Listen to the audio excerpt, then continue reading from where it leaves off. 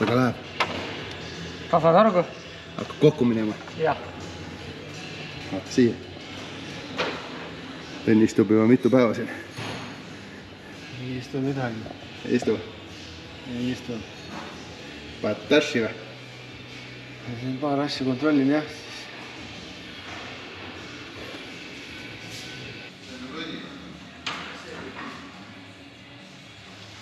Sealt peab minema sahtlisse.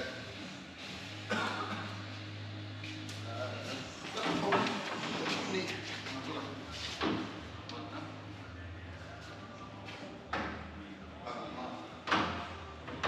Nii võiks käia iga autol ära ju.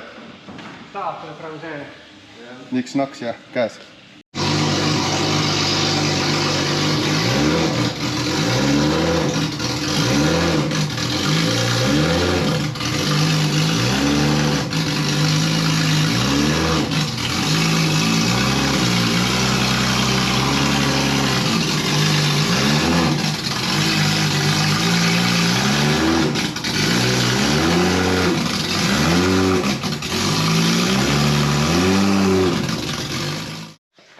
Ja see päev on käes. Auto on Dünos.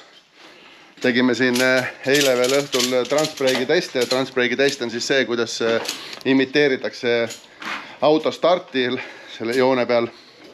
Põhimõtteliselt vajutad transbreigi nupu alla. 2 käiku on koos sees. Esimene on juba kangist ja nupust aktiveeritakse tagumine käik ka. Tekib 100% lukk. Gaas põhja, ajus on meil öeldud, hoia 5000 pööret. Sellel hetkel siis peaks tekkima 5000 ja ta istub piire ja see tekitab turborõhku. Ja kui turborõhk on piisav, siis selline klapp on siin, mida me kasutame ka blow-off'iks. Keeratakse siis natuke lahti, kui on saavutatud see soovitud turborõhk. Ja jäädakse ootama seda starti või siis pambitakse teise nupuga sisse, tok-tok-tok-tok ja start toimub ja meil on kontrollitud võimsus, kontrollitud pööre ja siis on juba edasi juhi asi see auto rajal hoida, sest edasi auto toimetab automaatselt. Sealt edasi, kui palju tuleb võimsust, kui kiiresti tuleb võimsust, millal pannakse teine käik, kõik see toimub automaatselt ja juhi asi on hoida autot otse tee peal. Ja ma tean seda, et kuna meil see autojuht suurte kogemustega ei ole, et kõige suuremaks katsumuseks saab ilmselt see burnout'i alustamine, transbreegiga siis sisse pampimine ja siis see stardiprotseduur kõik kokku. See on siis see tegelikult kõige keerulisem asja juures.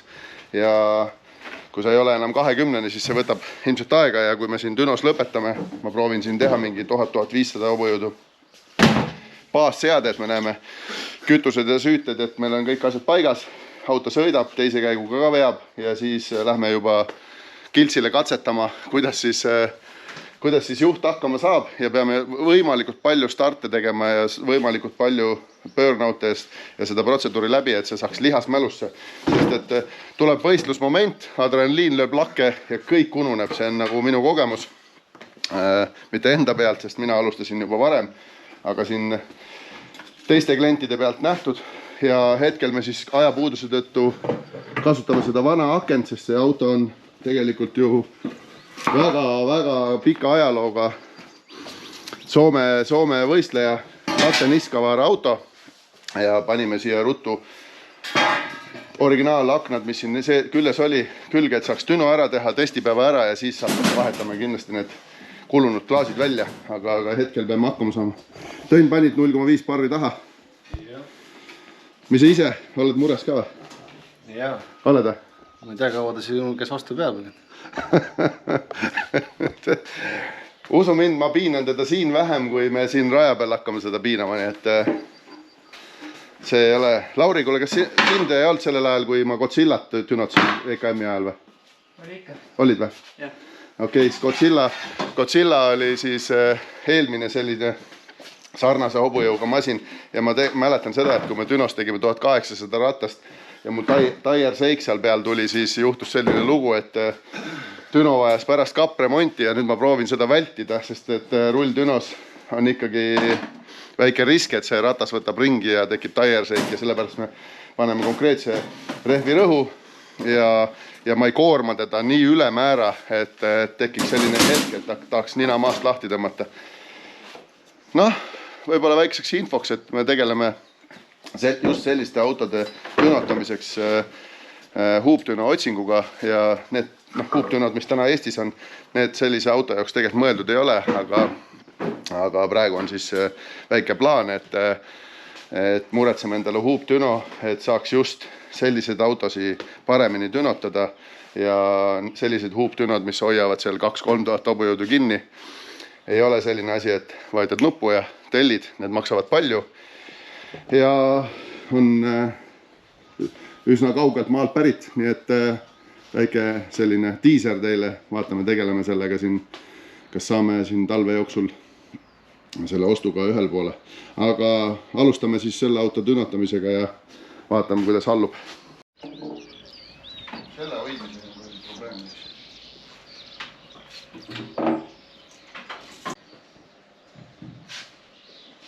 Nii. Klaviatuuri ka vaja.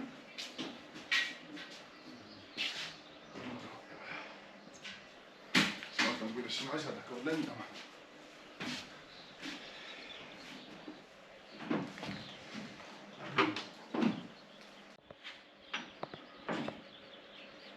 Praegu on väga pehmiks läks eile õhtul.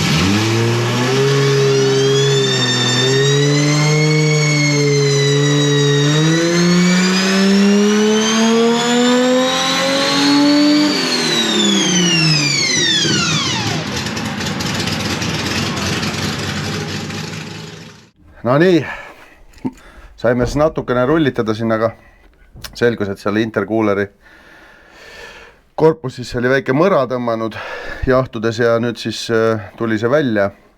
Tõnn keevitas selle kokku, tegi seal mõned tugevdused ka juurde ja nüüd ma siis istun autos uuesti, näitan teile siis põnevaid nuppe siin. Algul mõtlesime, et siin 15 nupuga paneel on overkill, aga tundub, et 2 tükki on ainult vaba praegu hetkel, mida siis tulevikus kasutada, kui vaja on. Siit me saame siis süüte sisse.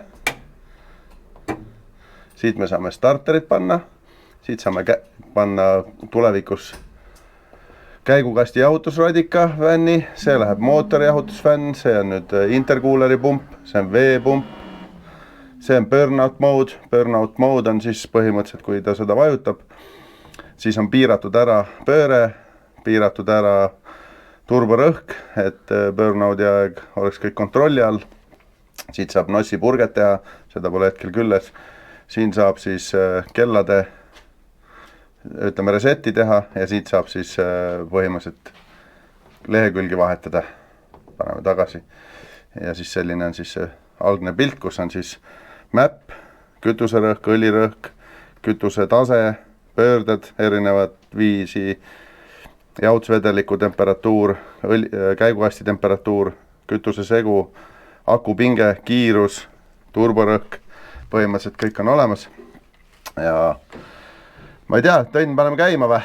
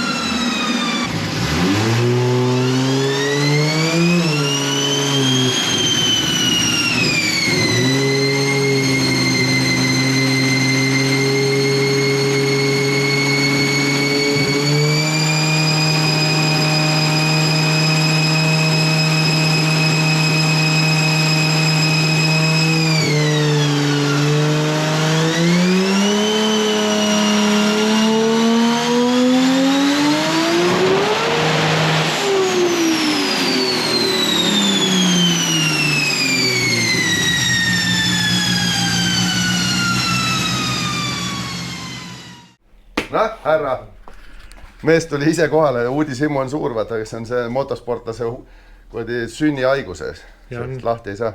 Kuskil midagi keegi kraunutab, siis kohe kohale. Ja no sellist asja peab tulema vaatama, see on äge, kui midagi ägedatele kokku pannakse. On jah, ja praegu sa said olla tunnistajaks siin, saime natuke kraunutada, nägime mõnda probleemi ja tegelikult on üsna hästi, et probleeme on tegelikult väga vähe. See pisikene mingi trigger error, siis meil on interkuuleri leke ja rohkem ei saanud siin katsetada, proovisime siin paar ilusat tõmmet sai ka, kus puust tuleb ennem piirajat üles, sest et muidu läheb ratas ringi, on 1500 hobujõudu ja 1200 Newtonmeetrit ratast. Mis teha, ma ise tegelikult arvasin ka, et 1000-1500 ja kui sa vaatad rehve, siis näed ise, et see ju läheb ju sulama juba. Enne sulab. Aga mis sul plaan on? Lähen Dünosse. Rootsi või? Ei lähe. Ei, täna teise inimese autot lähme tegema. Okay, nii palju, mis järgmine nädal ju kõik tahavad tulla sõitma. No, järgmine nädal hakkab võistlused. Mul on ise ka plaan, et ma tulen ikka sinna, meil on vaja ju see vana Toyota, või tähendab uus Toyota, vana Cobalt on vaja panna kiiresti sõitma, siis mul on seal Andrese BEM, mis hakkab outload sõitma. Sina hakkad sõitma oma Pontiaciga. Panime natuke jämedamased nitrodüüsid. Öeldi, et ei tohi siutub. Kuule, aga sa seda tead, et meil on 9 konkurenti OL-is see aasta. Väga äge, ülilahe. Bracketi sõit. No 9 ei ole Eesti ajaloos kunagi rajal olnud. Ja, see on äge.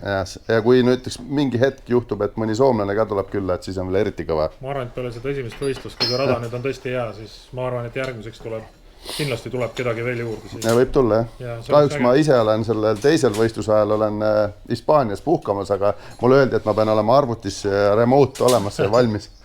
Nii et Tõnnil on veel siin mõned päevad aega ennem testipäeva. Me läheme nüüd testima, siis testimist näitame teile ka.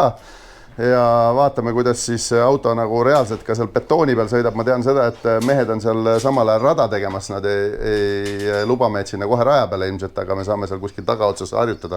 Homme on jah juba rada tegema, jah. Just. Kuule, aga edu sulle.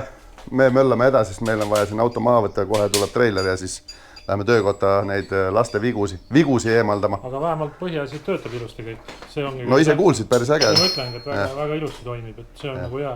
Kastiturbiini lahend on üllatavalt hästi õnnestus. On jah, ma olen ise ka rahul. Väga see on nagu super hästi praegu töötab. Noh, nii et tuleb Powerglide, sa oled ise Powerglide'iga sõidad ju seal Eestis ka. Et loodan, et sellest kuradi 2 käigust piisab selle väikse mootori jooks, aga me käime. Lihtne asi. Ja, ma praegu proovisin 9500 pööret. Rattas läks päris kõrgeks. Aga seda ma ei näinud. Ma ei loodan, et see ikka läks ikka suureks. See oli äge. Ei toimib. Miks ta ei peaks? No vägev. Kuule, aga edu sulle ka.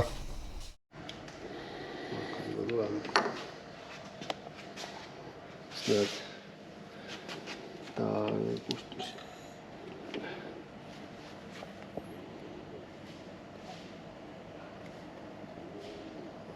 Jälle see koht. Diood on sul siin. Kus sa dioodi hoiad, ma ei näidki praegu. Siin ripub.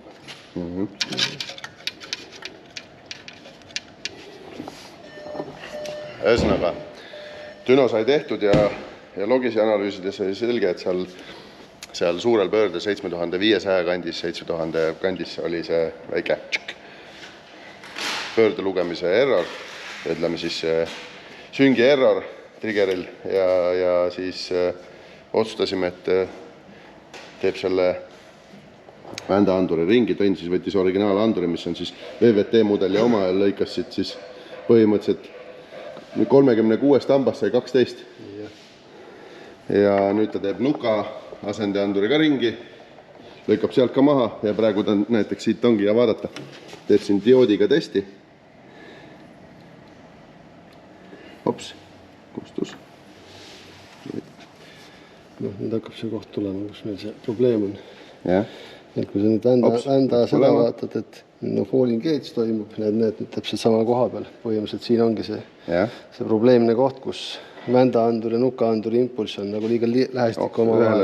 Üksteisel liiga lähedal, jah? Jah, et hüppab järgmisesse sambasse. Ja see hakkas nagu süvenema siis, kui see rihm venis. No rihm venis, jah. Ja siis keeras hilisemaks. Sest meie näeme seda ajus siukse hoomprotsendina ja ta näitab siis ära, et kui see nukaandur, et kui kaugel on siis ühest ambast või teisest ambast. Et praegusel hetkel oli siis meil 80% oli nagu transbreigi ajal 5000 pöörde juures. Aga kui sa keerad nuka ära varasemaks, siis ja rihm ka venib. Hilisemaks keerad lõpus, jah, kui hiliseks keerad, jah. Siis... No ta keerab jah tagasi sellega, et aga siis ta läks juba üle 99% ja siis kui ta juba üle 100 läheb, siis ta hakkab järgmist hammast lugema. Aga see tähendab seda, et kuna 36 hammast, siis on 15 kraadi hamba vahega, et siis süde läks 15 kraadi hilisemaks midagi. Nojah, sealt tavaliselt need mootorid käivad seal 7500 pööret, siis väikse jõuga ei olegi tegelikult seda aru saada. See ei avaldugi kuidagi, aga kui me läheme siin, me sõidame siin 10 000 pöördega, siis võiks see asi täpsem olla. Ja oleks eksimisruumi vähem. Just. Aga siis ülehomme on juba testipäev, nii et niks naks ja läheme juba korras asjaga sõitma.